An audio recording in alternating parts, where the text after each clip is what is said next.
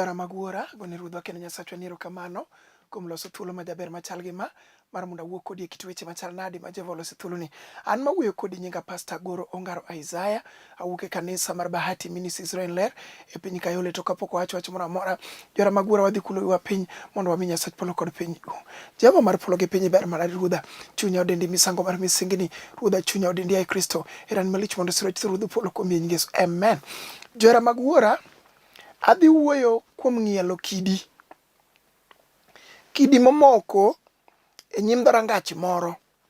Ji nene, ji wuoye. Kidi momoko e ohala moro. Ji nene, ji wuoye. Kidi momoko e dak mar nyar ng'ato. Ji wuoyo kuom kidino kendo ji goye mbaka, jomoko hum. Penjre ni to kidini nochopo ka nang'o? To kidini nogol nang'o? Kidi momoko e tuo mar ng'ato. Ji penjore ni to kidini nong'iel nang'o? Nogole nang'o? Ibiro gole tich adi?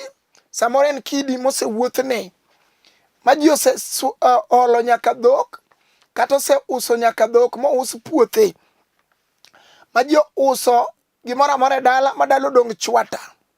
To kawuono ni wakelo Yesu chier mar choke komeko manyalo. We asom gimondiki e muma maler mar Jehova e Mariko 16 matindo 3. We asom muma maler mar Jehova. To kane pod gin e yo gidhi, ne gipenjore niya, ng'ano ma ang' nong'ielnwa kidi molor go dho liel. Mane kama dwa wuoye. Gipenjore, jodala nopenjore, kidi oloro dalawa, oloro ohala. Somb nyithindo ok sudi. Ohala nyokwamo, nyoolne loan madongo. Okwamo, nyar ng'ato notedo, notimo arus madongo, nyoluong nyaka welo kad nyogo madongo. Jomoko nyowuok nyaka loka mane nyar ng'ato nosomo godo kone gini wang'e tan kod arus. Bang' ndalo matin arus no norumo ma ji opogore nyaka kijiko. Ng'ato dong' kod pete kendo nyiso nyiri wetege ni an bende munena ni abe an mana nyar ng'ato ndi. Bende ne ane oda kinde moko to kara kidi moro nobiro. Manoket kidi manodhi omoko kidi mapek. No ome kod loche moko e pinje moko. Samoro ka nyar ng'ato ne nindo gotieno, wuod ng'ato ne nindo gotieno, tikawo kite tiketo ne, tiwacho ni magi to dwa loro ohala ni, magi dwa loro dagni, ma dwa loro kata nyathi ok noyudi. Ywak nyathi ok noyudi e odni. Kawuono wakelo Yesu wendo chier mar choke. Onyalo ng'ielo kidino kawuono. Mumba kona niya, sama noromo e odonje dala gi Lazaro ma Jabethania. Oyudo ka ywak ni e dala timo nduru. Ji ywak, jomoko omako wigi, jomoko mako igi, jomoko twe sukni matek e nungo gi ywago Lazaro. Sama Yesu nodonjo to kelo geno kama geno onge. Kama nolor kod kite madongo, kawuono wabiro lando niya, ni nitie Yesu manyalo golo kidi manolor godo piny inyar ng'ato. Kata nolor mar Sarai. To sama Yesu ka Jehova nodonjo, to Sarai noting'o nyathi e tiende manowinji nyiero nyathi e dier odno. Ywak nyathi nowinji kama ni paro ni ok notimre, duong' odog ni Nyasaye maduong'. Mumba kona niya, ngeche 30 matindo 30 ni mokwongo en sibuor. Onge le moro amora maromo kode. Obed leno ni gweng'wa kata gweng'u onge maromo kod Yesu mwakelo gokinyi. Yaye obed chandruok machal nade. Akelo Yesu manyalo rucho gima ondike Jo-Kolosai 2 matindo 14. Norucho gima nondiki manotweyowa. Kawuono ni kata obed kidi marang'ongo manoketi momiyo nyar ng'ato oseywago iye ndalo kod ndalo. Kendo samoro kodhi otedo kamoro, to josem luwe nyaka kono, madhi sem nyaka jomodhi otede dala gino, ni we hedhori wuod wegi, kata kucha bende noriembe nikech wachni. Kawuono wacho ni nitie Yesu manyalo rucho gima nondiki kuom ng'ato, kata ka en wuod ng'ato matich otamore. Nitie Jehova Shalom manyalo muso papers magigo. Onyalo rucho gima nade mondiki manotweyo od ng'ato. Duong' odog ni ratego. Jeremia 1 matindo 10 wacho niya, winji wuod Ilikia kawuono, ami teko mar muko gi pudho gi go piny. Obed gima nade manoket manoriwe nyim dhorangach. Omiyo kata dhok ok donje dalano, kata nyiri ok tedi, kata yawuoyi ok kendi, kata tich ok yudre. Kawuono niya, ondike Jeremia 1 matindo 10 na mi teko udilikia mar muko gi pudho gi go piny. Mano Yesu komeko chier mar choke ja Galili. Ere go gima notemo go Lwanda motame loyo. Wadwa teme kod ich maremo sani mondo ng'ata wach na dhiri Yesu osiptal mang'ongo. Nyamrerwa ng'at manyalo siro ng'amo kwamo. Kawuono ni wabro teme kod wich rach. Neko mano mako wude ng'ato ma wuyi noleo jake liete mag joma tho. Ata nolewe liete mag joma tho kamano. To sama noromo kod Yesu ratego, mane sama chandruok norume. Ang'o midwa temo go Yesu kawuono? Duong' odog ni ratego. Mumba kona Luka 10:19 madhi somo. Mumba kona niya 10:9 ung'euru nasemiu teko mar nyono thuonde gi thomoni. Mano Jehova omiyowa teko no. Koro kata ne lor gotieno, kata ne lor gokinyi, ata kolor huyu mar piny, kata lor kapod wanindo, kata ne lor kinde manyar ng'ato ne pok onyuol, to Jehova kawuono chiwo teko. Wacha ni kidi moloro e dhorangau niya, Jehova osemiya teko, kendo kidi ang' ni ng'ielri kawuono mang' ni wuoge ngimana. E dalawa idakna, kidi nyaka tiwuogi e nying Yesu ja Nazareth. Wakelo Yesu wendo. Ng'at maka nolimo dala gi Lazaro, dala no kodong' kaka nyocha ne en chon. Mumba kona niya, to ng'euru nasemiu teko mar nyono thuonde gi thomoni, kendo mar loyo teko duto mag jasigu, kendo onge gima nohinyu ngang'. Mane gima Jehova wacho. E tich mari no ohala biro sudo, somb nyithindi biro sudo, onge gima nohinyi ngang'. Wan kod Jehova manyalo, onge gima nohinyi ngang'. E nying Yesu ja Nazareth, bed kod chir niya, kawuono ni iwuok e osiptand no michung' malo, onge gima nohinyi ngang'. Ondike Isaya 54:17 ni onge gi lweny molosi mondo hinyi manohinyi, onge gima nohinyi ngang'.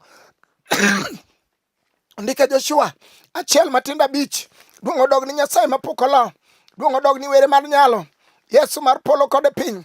Ondike Joshua 1:5 ni kawuono ni winji Joshua, kawuono ni kata wasigu kedi to pod nitie Jehova manyalo kedo ne ng'ato, onge gima nohinyi. Sauda mos wacho kendo anuoyo kako wacho ni onge gi lweny molosi mondo hinyi manohinyi.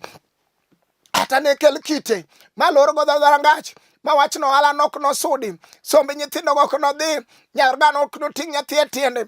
Wawacho ni nitie Jehova mabiro chweyo nyathi kama nipare ni nyithindo onge. Kanye ma ibiro winje nyiero nyithindo, kanye ibiro winje ywak nyithindo. Oparo Sarai ka higni oniang', oparo Ana ka higni oniang'. En ang'o manotem godo Lwanda?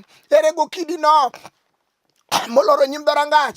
Ondike Jeremia 23:29 ni wachna chalo mach, wachne chalo nyundo. Mane Jehova mwakelo, ma wachne chalo mach, wachne chalo nyundo. Obiro baro Lwanda matindo tindo, Lwanda manogur, manokete nyim dhorangach, mondo dala no ero obed gi ywak pile kod pile. Ka ji winjo ywak moro, to ng'ene mano ywak madhi ka ng'ane. Wakelo Yesu mach, wachni ya, wachna chalo mach, wachna chalo nyundo. Obiro baro Lwanda matindo tindo, mane Jehova mwakelo kawuono ni. Mumba kona niya, e Mathayo 15:13 ni gimoro amora ma Wuora manie polo ne ok opidho, ibiro pudh oko. Kawuono wabiro mondo wapudh kidi no, waduoke kuma no ae. E nying Yesu mar loyo, duong' odog ni wendo. Mumba kona e Isaya 22 matindo 25. Chieng' no musmal manogur matek nopudh oko. Ondike Jo-Kolosai 2:14. Chieng' no an kod teko, Jehova nigi teko marucho gi mondiki. Kata nondiki niya, ni dala no kidi nosiki. Kawuono wabiro kod Yesu duoko, ng'at manyalo kelo duoko. Kama duoko norume, wakelo Yesu ber neno. Ng'at ma kawakelo kawuono ni, to sama nodonjo dala gi Lazaro, sane manyaka ywak norume. Wacho ni goluru kidi no oko. Kawuono ni wagolo kidi no oko. Kano osegol kidi no, wacho ni goluru gik monal godo Lazaro. Gimoro amora manonal godo odno, manonal godo dagno, manonal godo ohala no, wabiro gonyo kawuono ni. Ondike Jeremia 40:4 ni kawuono agolo nyororo oko e lweti. Mano Jehova Nisi obiro golo nyororo manotwe matek, mowacho ni dalani pile kod pile gibiro bedo ka gimuodo ndalo to gigweno deyo. Ong'ere ni dalano ibiro chame kuon thing. Kawuono wakelo Yesu manyalo duoko geno kama geno nyorume. Chunga malo kiwacho ni ating'o Yesu mar loyo. Ata nolonwa kod kite madongo. Wan kod Yesu komeko. Wan kod Yesu tinga maduong'. Ang' nong'iele oko kawuono ni. Ka nong'ielo malo Lazaro. Ma Lazaro nowuok e piny jomotho. Mochako chung' mowuotho. Ohanda biro chung'. Kata ne ket kidi marom nade. Dak na biro chung'. Kata ne ket kidi marom nade. Yesu biro ng'ielo. E arus na biro chung'. Dala wa biro chung' kendo. Onge gima tek manotemo godo Lwanda motame loyo. Wang'eyo nyakwar joka Yesu ratego. At mano paro Esther ma nyathi kich kama nogole kipudhe nyathi kich mokete mobedo mikach ruoth. Pok odeko mondo Yesu olok nying ng'ato. Pok odeko mondo olok nying ng'ato. Oloko nying Joseph ma wuod Jakobo kama nonyume nyaka ibur. Jehova kanogole nyaka ijela. Joseph obedo prime minister. Pok odeko mondo Yesu olok nying ng'ato. Kawuono ni aucha nono. Joma nowacho ni ok nyalre. Weya giwuo. Jehova jaduoga chien. Sama Nyasacho obiro ga chien no. Ang' nolok nying ng'ato. Manyaka joma nowacho ni ok nyalre. Dong nono kadhier. Wang'e Yesu ratego. Ondike Jeremiah 30. Matinda boro na bro turo jok manie ng'utgi. Jok manoketi manoloro ne ng'ato. Momiyo kidi yware kod ng'ato. Momiyo ijno setemne madho fuagro. Masa moro no se saro nding ng'ato. Masa moro no se kone ng'ato no chungu tieno. Diero tieno seche ma ji nindo. Olam nyaka kwere ne nyaka dene machon. Oluongo nyinge ni wang' ni ka kidi no wuoge piny iye. Kawuono wakelo Yesu ono. Ng'ato moparo. Nyaka wuoyi molewe e dho yaw higa 38. Sama nolewe dho yaw higni 38.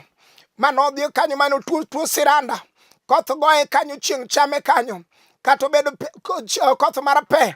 Goye mana kanyo joma nosombo go be kodiche kode. Mage joma Yesu dich giraso kawuono. Joma ne piny nokwano kaka yugi. Mage joma Jehova ting'o malo to chiemo kod ruodhi. Joma nolorne gi matek. Mage ma Jehova ting'o malo kawuono ni. Wake nyakwar joka Jese. Omuga manomako yamo. Sama joote ni e dier nam. To gineno ka yamo biro. Sama ne japuonjo chiew. Manorie bade. Kata yamo nogo sarute nyim Yesu jatelo. Kidi yang nogo sarute kawuono. Kidi mar tho. Kidi mar tuo. Kidi mar gope. Kidi mar koso rent. Kidi mar koso school fees. Ang nogo sarute kawuono. Amano chiero Lazaro. Nyaka formalin. Mano chuo kuom Lazaro. Nogo sarute piyo. Ma formalin noringo. Nyaka mana luangni. Nyaka kudni mana ni kuom Lazaro. Notamo ng'wech piyo. Ang'o manotemo go Lwanda motame loyo. Temie Yesu gi gima nade matek no kawuono. Wang'e nyakwar joka Jese. Manyalo loko jing ng'ata ucha nono. Jakobo ma wuod Isaka. Koromo godo e kidi mar Peniel. Okone ni winji Jakobo kochakre kawuono. Ok chak luongi ni Jakobo. Ok chak luongi dala modhier. Ok chak luongi dala magope nitie. Ok chak luongi nyako ma iye ramo. Ok chak luongi mama ma onge nyithindo. Ok chak luongi jaduong' ma nyithinde ok kony. Ok chak luongi jaduong' ma piny dala do kwamo. Luongi Israel ng'at mogwedhi. Mane Nyasachwa ma wang'eyo. Kamodonje to nying wilore. Nyaka joma nong'e ni magi jobeto ne ji. Magi joumbo ne ji. Magi jomuono ne ji. Magi joma kiny noting'gi motokni madongo. Kadonje kor gweng' ma ji nono. Mane Jehova ma jalok nying. Wache Zaburi 81. Matinda 6. Nabro golo odheche mag ting' mapek e goku. Ting' mapek mag tuo. Ting' mapek mag ase. Nyaka mag dhier. Nyaka mag abuona. Momiyo kata mama ni odonjo kamoro. Oji sieme gi umgi. Kong'e ni magi. Yawuote onge gima nyalo. Kawuono Jehova loko nying dalano. Ondiki Jokolosai 14 norucho gima nondiki. Manotweyo gima nondiki manotweyo dalano. Emano ndiki mano tweyo nyar ng'atni. Wacha nyamino ni kawuono Jehova rucho gima nondiki mano tweya. Wacha wadwa ni kawuono Jehova rucho gima nade mano ndiki mano tweya. Wacha kuom ohandi ni Jehova rucho gima nade motweyo ohanda. Jehova rucho gima nade motweyo nyithiwa. Jehova rucho gima nade motweyo parmerwa. Jehova rucho gima nade motweyo dalawa. Wan kod Jehova Yawe Adonai Nyasaye mapokolo. Sama jo Israel wuok e piny Misri, Farao ni tokgi, nam ni mbele, gode ni bathe kumachielo, nyaka bunge motimo thuonde. Mane kama Jehova nothinyore onyiso Musa wuod Amram ni Musa, iting'o ang'o? We apenji ng'ama winja. Ng'ama neno wachni, iting'o ang'o? Musa noting'o luth. Ting' yie kawuono, wadhi muomo kuom gima tekno e nying Yesu ja Nazareth. Wadhi muomo kuom tuono e nying Yesu ja Nazareth. Kuom ohala no Yesu dhi muomo kodwa e nying Yesu ja Nazareth. Kuom chandruok mikale no, wan kod Jehova ma jaywe pi wang' joma kwamo. Duong' odog ni wendowa. Ondiki e fweny 3 matindo 8. Aseketo dhoot e mbele ni, ma onge ng'ama biro loro, kata ne lor gi kidi mar adebet. Wachnwa Jeremia 23:29 ni wachna chalo mach, wachna chalo nyundo, bro baro lwanda matindo tindo. Kose baro lwanda matindo tindo, fweny 3 matindo 8 wacho ni koro aseketo dhoot e mbele ni, ma onge ng'ama chako loro. Kata obigo tieno ok nolor, kata obigo odiechieng' ok nolor. Obiro romo kod Yesu ratego, mondiki e ngeche 30 matindo 30 ni mokwongo en sibuor. Sama ang' nobi mondo lor, ang' norom kod sibuor. Wacha ni kawuono ni ohanda onge ng'ama loro. Ng'ama ang' notem loro ang' norom kod sibuor. Mano Yesu ratego, kidi mar jogedo, luonge sibuor mar dhod Juda. Sama ang' nodonj koloko nying ng'ato, nyaka ot ma kombe ne onge, biro bede kombe madongo dongo ma jomoko biro luoro kata bede. Kama ang' nolok nying ng'ato, nyithindo ang' nobede odno, ma nyaka joma nonyiero ang' noum nono. Mane Jehova ma wang'eyo. Duong' odog ni ratego, duong' odog ni Nyasaye malich. Ondike Wuok 15 matindo 9 ni jasigu nowacho, nabiro lawogi majukgi madigi piny, kata nolawi mojuki. Wan kod Jehova Nisi manyalo chodo nyaka nyororo manotwe godo ng'ato ma wasigu nobiro go moketo godo kite madongo. Kata jasigu bi e nying Yesu ja Nazareth. Sama noparo wuoyi moleo e dho yawo, wasigu mane paro nobiro kwamo e dho yawo, noum nono. Sama wuoyi nowuok e dho yawo bang' higa 38, kata odeko we ywak, Nyasachwa ok mondi, Nyasachwa ok deki. Sane ero koro osechopo, ogoli e jela. Sane nochopo, nogol Joseph e jela. Wasigu noyie odagi, Joseph nogol e jela.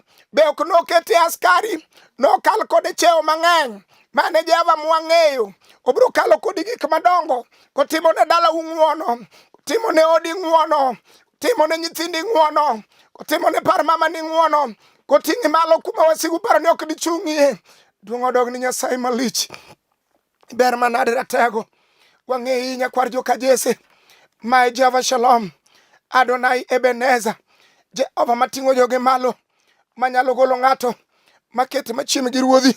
Mane Nyasaye mwang'eyo. Ondike e Zekaria 4 matindo 7 ni kata de chandruok momako Zerubabel dongo marom gi gode, an Jehova Nisi abiro pieyogi ma gibed kaka pewe. Kata ne lorini, nitie Nyasaye malich mabiro pieyo chandruogego mabed kaka pewe. Nitie Nyasaye mar polo. Mika 7 matindo 8 wacho niya, wasika weuru nyiero, kata lwar kama lwareni, ni nolorna gi kite madongo, ni dala wa ywak osike. Wan kod Jehova manyalo rucho gi mondiki, obiro rucho ywagne dala wa kawuono, obiro rucho chandruok mar ich no kawuono, obiro rucho mating' nyathi, obiro rucho mabed kod min oda, obiro rucho mabed kod wuon parwa, obiro rucho manyaka ohala chung' malo, obiro rucho manyaka nying dala wa nyaka bed nying manyien e nying Yesu ja Nazareth. O wasika kata lwar kama lwarieni, mano Mika 7 matindo 8. To nitie Jehova Shalom, Adonai Ebenezer El Gibor, Nyasaye manyalo ting'o ng'ato malo. Ondike Zaburi 40 matindo 2 ni noywaya kogola chuodho motimo todo, chuodho kama ng'ato ok nyal dhi lim. Ok lime nikech dalagi gimoro onge, ode gimoro onge. Ok winj nyathi ka nyiero e odno. Sama iluongo ji aruse ok nyal luonge. Ipenje ni to in mwaluongi arusi ni, be ere gima dang' wane kuomi malich madigwedh od ng'ato? Kawuono wan kod Jehova manyalo rucho gi mondiki, mane kuom ng'ato kawuono ni mong'iel kidino mogol oko, mane Nyasaye mwakelo gokinyi mondo sir par ng'ato, mondo gwedh ode ng'ato, mondo chungi ng'ato e lweny. Mane Nyasaye ma Joshua Makanun sama noluonge to Jehova nomako chieng', ma chieng' nochung' ta mombakona niya, chieng' sama nochung' nolo wasik Israel. Sama ang' nomako wasiki ma gin ling' ti, gibiro neni kimwomo kikalo, giprado e nying Yesu ja Nazareth, e nying Yesu mar polo. Ohala no biro chung' kama niwacho ni magi jokwamo, magi wang'eyo gi pile kod pile. Anyuola ne gin anyuola mag kwamo, dala gi gin dala kwamo, ode onen od kwamo. Wan kod Jehova Nisi, Yahweh Adonai, ondike e Zaburi 118 Matinda 17 ni ok abi tho nyaka ne ng'wono mar Nyasacha ni, ok abi tho. Wacha ni ok anatho makata ne gielnwa kidi marang'ongo makete nyim dhorangach. Ok anatho nyaka ne ng'wono kod nyalo kod teko mar Jehova e dalawa. Nyaka ne ka nyithinda usomo, jaoda nyaka ting' nyathi e tiende, jaoda nyaka yud tich, dalawa nyaka mabati rienyie. Gik maonge go Nyasacha ni godo. Kanomiyo Jakobo, an bende Jehova biro miya. Kanomiyo Joseph ma wuod Jakobo, abende Jehova biro miya. Kanoloko nying Abraham moluong ni Ibrahim obedo wuon oganda, an bende Jehova nyalo timona. Pok odeko mondo Jehova timne ng'ato, pok odeko mondo Jehova loke nying ng'ato, pok odeko mondo Jehova ywe pi wang' ng'ato. Duong' odog ni Nyasaye malich, duong' odog ni Nyasachwa mapok olo. Kwan 23 Matinda 19 wacho ni Nyasaye ok en dhano, kowacho ni oting'ou malo to biro ting'o. Be ok oting' kopondo. Jehova ting'o e nyim wasigu, bende ok ogwedhi kopondo, ogwedhi e nyim wasigu. Sama nogwedho Jakobo, ok nogwedho Jakobo kopondo, nogwedho e nyim wasigu. Sama nogwedho Joseph ma wuod Jakobo, ok nogwedho kopondo. Jehova biro timo ni elela. Sama ang' dukani koro biro pong', ok opong' ni to pondo, opong'e e nyim wasigu. Sama ohandi biro ting'ore malo, ok oting'e to pondo, oting'e e nyim wasigu. Duong' odog ni Nyasaye mapok olo, duong' odog ni jatend lweny, duong' odog ni were mak lo. Jeremia 15 Matindo 20 Muma wacho niya, abiro loki motegno kohinga mar chuma, kata ne ketni kidi mawacho ni ok ni sudi. To Jehova osebiro, Nyasachwa ma jadonjo kogwen. Sama ni paro ni dalano to koro kwamo, we mondo wakut gokinyi waneye kako rumo. Mane ma Jehova ae malo ne ng'ato. Wacha ni Jehova ana malo, wacho ni abiro loki motegno kohinga mar chuma, mondo eka isir jogo gibiro kedo kodi to giniloyi. Nikech abiro bet kodi mondo ariti, abiro resi kuom joma timbegi richo, kendo abiro konyi kuom joma undu. An Ruoth Nyasaye ema wacho. Jehova oyie nobiro resi kuom joma undu, joket kidi e nyim dhorangeye gotieno, motamore ni ok nindi ka gilidho gugute moko malich go akala madongo. Sama gineni kidi donjo gi mtoka moro to nindo tamogi, gipenjore ni to macha wuod jokang'a, macha jar jokang'a. Jehova wacho nobiro loki kaka siro mar chuma. Mane Jehova ma wang'eyo. Ohandi ni biro loki kaka ohala ma Jehova chielo gi chuma. Nyaka dakni no, nyaka tedoni, nyaka nyithindi. Duong' odog ni Nyasaye maduong', duong' odog ni Ebenezer, duong' odog ni Adonai. Jehova pari jaduong' ni, pari nyathi sikul ni, pari dala mokwamo ni. Wadhi kodi e lamo, wadhi kodi e lamo, wadhi kodi e lamo. Jehova mar oganda lweny, pare miyo mowinji ni ruodhwa, pare jaduong' mowinji ni ai Nyasach nyiseche, pare nyathi sikul mowinji ni ruodh polo kod piny. Ng'wono ni malich mondo sir gi japuonj, ropi malar mondo par gi ruodhwa, to mara kuom in Yesu, amen. Jara magworan mawuoyo kodi, nyinga Pastor Goro Ongaro Isaiah. Awuok e kanisa mar Bati Ministries Israel e piny Kayole. namba na madang iyuda go en 0733 79 49 10 anuoyo. Namba na madang iyuda go en 0733 79 49 10. Namba na machielo en 07 kendo 07 aito 70 5376 anuoyo. Namba na machielo en 07 07 aito 70 5376